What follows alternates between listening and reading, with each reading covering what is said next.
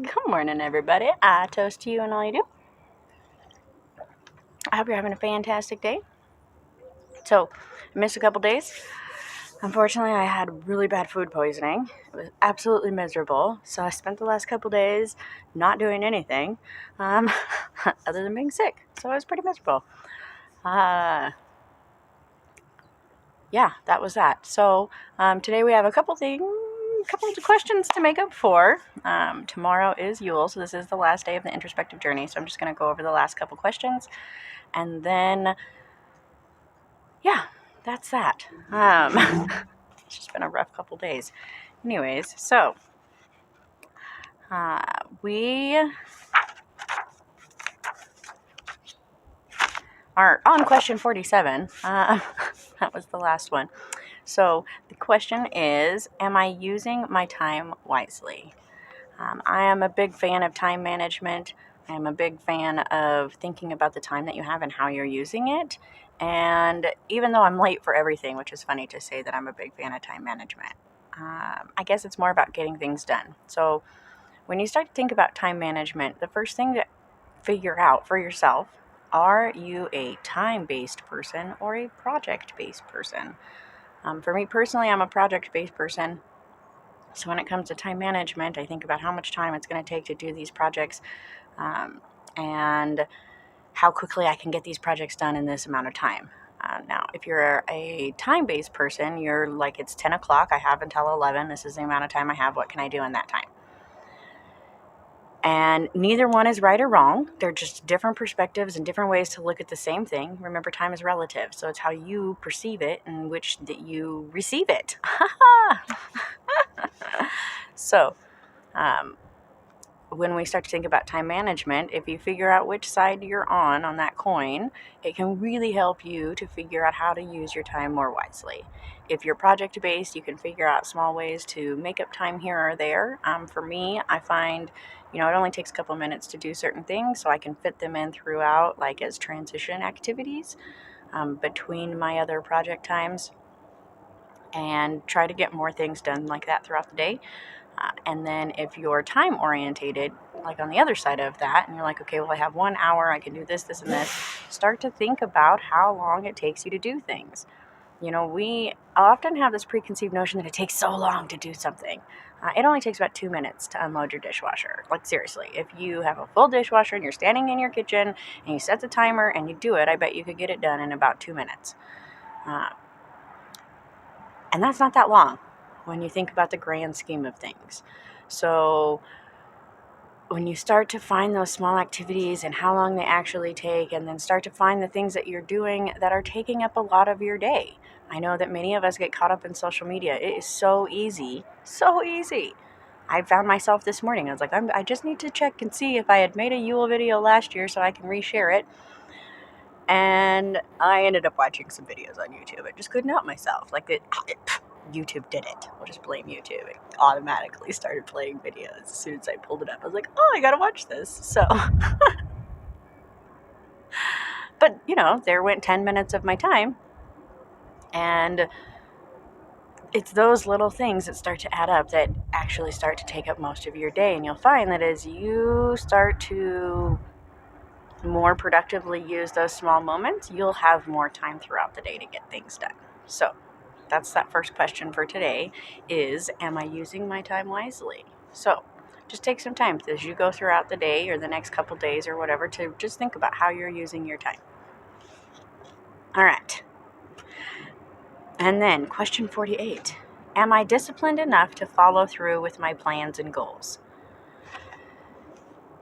This is one of those ones that's kind of it's hard to judge yourself in this situation because our plans and our goals change. So don't judge yourself too harshly. I know that personally I judge myself really harshly over this, and then I have to step back and be like, well, your plans changed. You had babies, or life's changed. Things happened. And so your goals had to be changed or transformed or whatever. And that's okay. At one point, my goal was to be a midwife. And then after having 3 kids, like, the idea of being on call like that as a midwife was not feasible for my time management. And So we had to let go of that goal. I was like, okay, that's not going to happen. Uh, which is funny because as a small child, I wanted to be an OBGYN. I was like dead set in probably second, third grade. It's like, I'm going to grow up to be a doctor. I'm going to deliver babies. And then the librarian or somebody, I was in the library at school, so I just associate that with the librarian. But anyways, the librarian says, well, you know, Tara, sometimes babies die. And in that time, I was still really necrophobic. And to hear her say that, and then I was happening to be looking at a biology book about babies, and there was like a picture of a baby, and like my brain just went, oh, okay, well, that's not happening. So there goes that goal out the window. Goodbye. And flash forward like 20 years, same thing. I'm going to be a midwife. I'm going to do this. And then, no, probably not. So I am willing to do doula stuff and help with people's birth plans and those kind of things. But I just don't have the time to deliver babies. It's not a wham bam kind of thing. So I had to let go of that goal, and that's okay. It changed, it transitions, and maybe in another 20 years it'll come back around and I'll be at a place in my life where I can do this now, and that's great. And so you can't be upset with yourself if you make a goal and then it doesn't turn out to work out. And that's not the discipline that we're looking for. When we're talking about the discipline to achieve your goals, I would start with short-term goals. You know, can you say, I'm going to do this, and then have the willpower to do it? Do you have the motivation to make the necessary changes? We can set goals, you know, all throughout this introspective journey. I imagine you've set little goals here or there, like, oh, I need to spend more time on my spirituality, or I need to spend less time worrying, and, you know, whatever your goals may be throughout this whole thing. Now, do you have the discipline to stick to that? Do you have the motivation and the willpower to say, okay, this is what I want to do. I want to spend more time on my spirituality, so I'm going to spend at least 5 minutes a day doing this. And can you stick to that? You know, I'm trying to include yoga in my life every day, and I do pretty good most of the time, and then we'll go through spurts where I won't do it for a couple days, and then we'll get back into it, and that's okay. I'm still getting back into it, still doing it, still trying to work it into everything that I do so that it can become normal. And I think a lot of times when we are making goals and we're setting these, like, I'm going to do this, and then something happens, okay, never mind, just let it go. And so, what a wishy-washy way to look at this. You know, we set these goals, but life changes, so that's okay. But are you standing up for yourself and doing what you think? And it's kind of that situation when we're talking about goals in our life. So there are two perspectives. Again, okay, there's probably more than two, but we're just going with the two. That's where we're at right now. Real duality we're feeling with this Yule coming up. But so, you know, you have the two sides.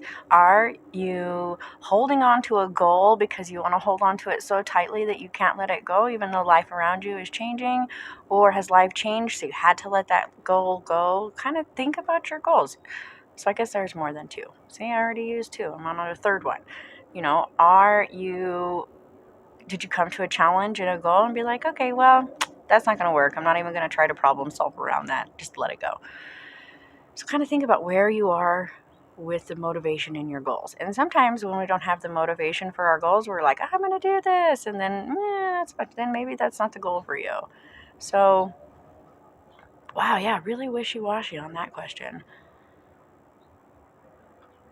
Yeah, I'm an interesting person when it comes to goals. I've had a lot of people in my life who are like so dead set on goal setting and doing it like by the book. You know, we all learned the smart ass goals at some point, or smart goals. You might not have gotten the ass part, but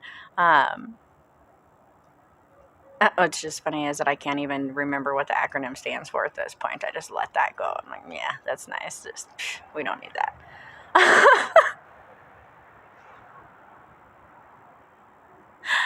But,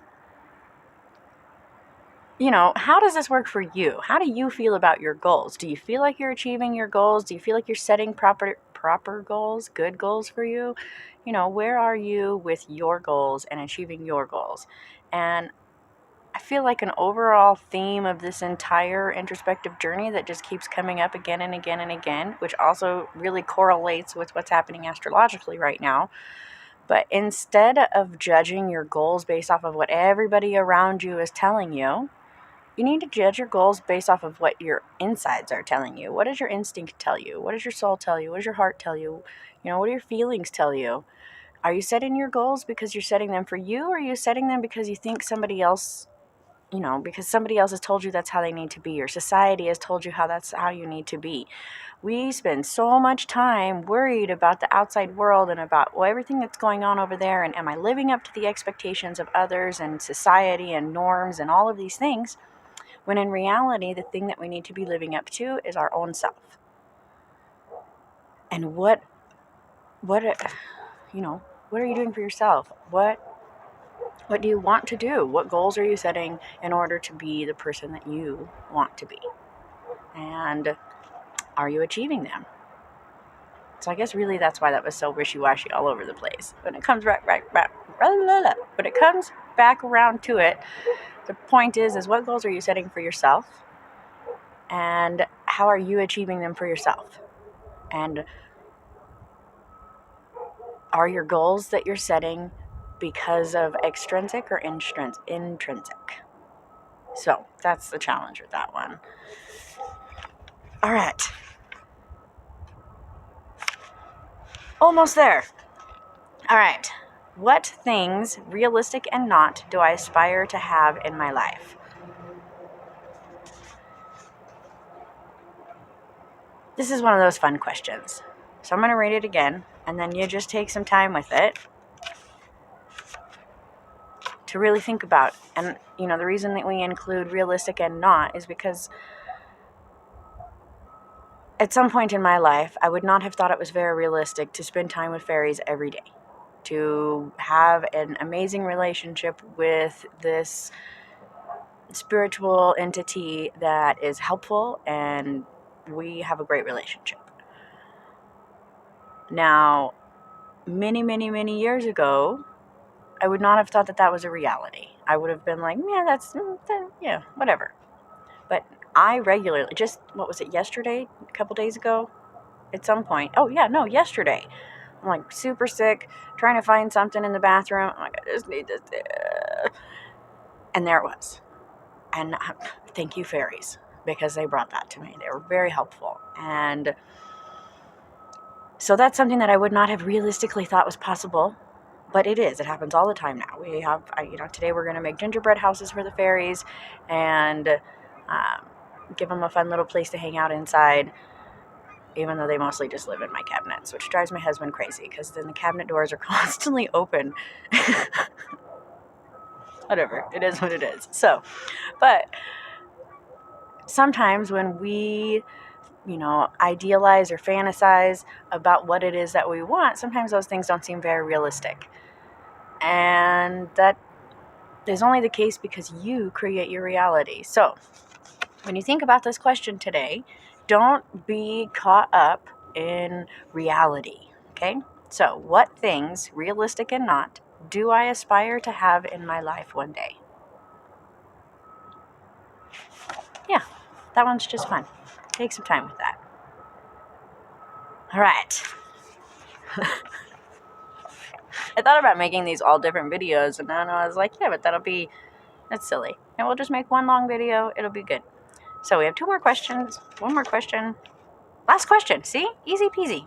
All right. Do I have trouble with patience when my desires are not met immediately?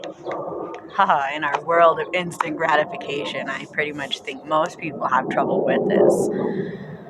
We really have just come to this place in life where we do mostly have a habit. If you want it, you order it, you find it on your phone, you find it wherever, you get it, it comes to you. At this point, you can pretty much get everything delivered to your house in a couple hours. We have a lot of instant gratification. And, you see in little kids, you see this because, I saw this little girl, they're in the Walmart and the phone's not working and she can't, and she throws a fit. And the dad's got to come over and fix the phone because it's frozen, because of course the Walmart doesn't have good service, so it's not working very well, and the baby's throwing a fit and there's nothing happening. And you see this in a little kid and you're like, okay, whatever. Oh, it's a baby. But then you see this behavior in grown-ups also, and not necessarily to the extent that they're crying and throwing a fit, but you get frustrated. You're like, oh, my phone's not working. I've thrown my phone so many times because it's not working, which is so silly. It doesn't help. I had one phone where when you would shake it, then it would come up with a message. It would be like, how can we help you? There's clearly something wrong. You're shaking your phone. Those things don't really help. It just makes you feel I'm grown up, and I have a fair amount of patience, at least to try. But in this world of instant gratification, we really are looking for like that quick fix, that one thing that bam, and that's not how it works. And a great example of this is the energy of the seasons and the energy of the transitions. And when we talk about going into like Yule or one of the other holidays, Yule's tomorrow, so we'll just talk about that. But when we talk about going into Yule and this energy, it's not like one day you're going to wake up and bam, now all of the energy is completely and totally different. No, you probably noticed over the last week or so, the energy has been gradually changing. I've felt the sun coming back to light, even though it hasn't. I've felt that energy rising. And so we've felt this propagating energy. You probably felt a little busy, had a little burst, whatever it may be, but we're really feeling it, and it builds up. And then it's not like an explosion. It kind of dissipates back out, and it changes and transitions into that next new energy, and it's a flowing, changing energy. Even the energy of the full moon, even though the full moon only lasts for a few moments, in the reality of scientific timing, the full moon only lasts for a few moments. That's why there is a precise moment in time when that happens, which brings me to a fun little thought about being around the world and it being a different time everywhere, but this moment is happening at one moment in time. So like when the winter solstice happens, it's one moment in time. It's going to be an exact time. It'll be a different time all around the world. We have Mountain Standard Time and Australian time and this time and that time and all these times. But it's one moment where every place on the earth is experiencing this moment. Super random tangent. It's just this amazing thing to me where even though we're like, it's 4 o'clock or it's 2 o'clock or it's the 21st or no, it's the 22nd. No, it's one moment in time. And we just perceive this time as a different time. Anyways, super random tangent there. Sorry.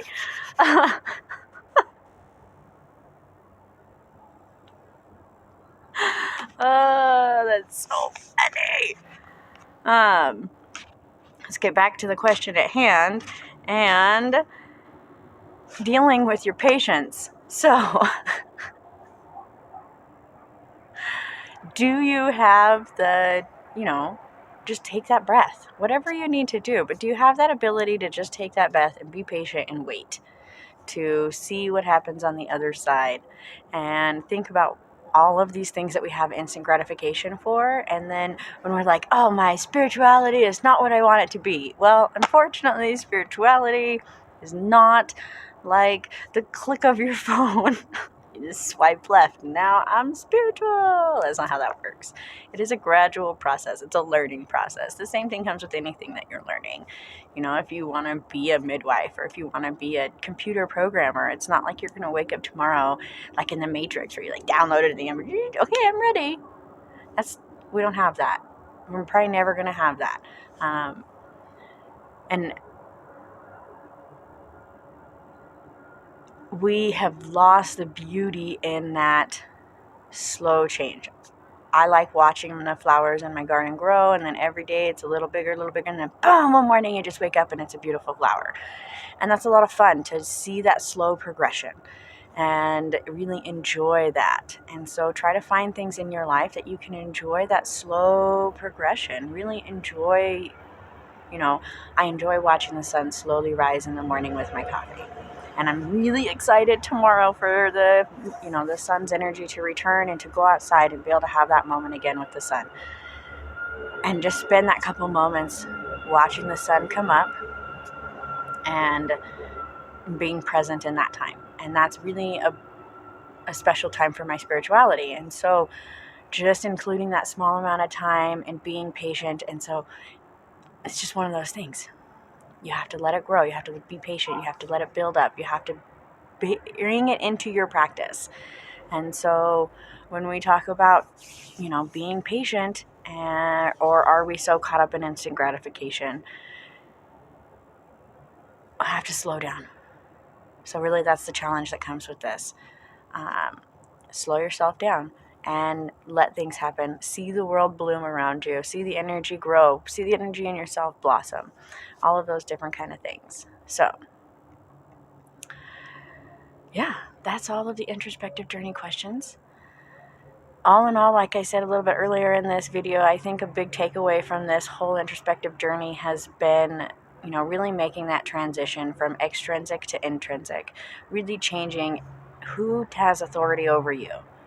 You know what? You have authority over you, which is actually kind of funny because I'm constantly reminding my children when they tell me, well, I can't go to sleep, or I'm bored, I can't find something to do, or I can't stop this, whatever it is. And I asked them, I said, well, who is in charge of you?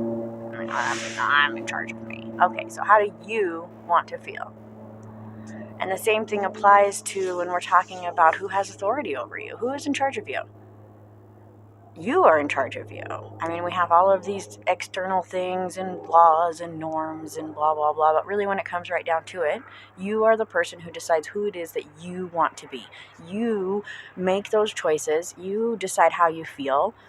I remind myself when I'm getting really caught up in a feeling, I say out loud to myself, I cannot let the actions of others dictate my reaction, because the only thing I am in control of is my reaction to a situation. That's it. How do I want to react? How do I want to feel? And then you have those voices that are like, well, they did this, no. It doesn't matter what other people do. It doesn't matter what is happening around you. You are the only person in charge of you. You are the only person who can control you. You are the only person who can truly affect your feelings and your emotions and your state of being. Now, when we have these external influences who are saying things to us, and then we internalize those things and make them our reality, you don't have to do that. And it's not easy. It's not like you're going to wake up and be like, instant gratification, and now I am not at all bothered by what other people say.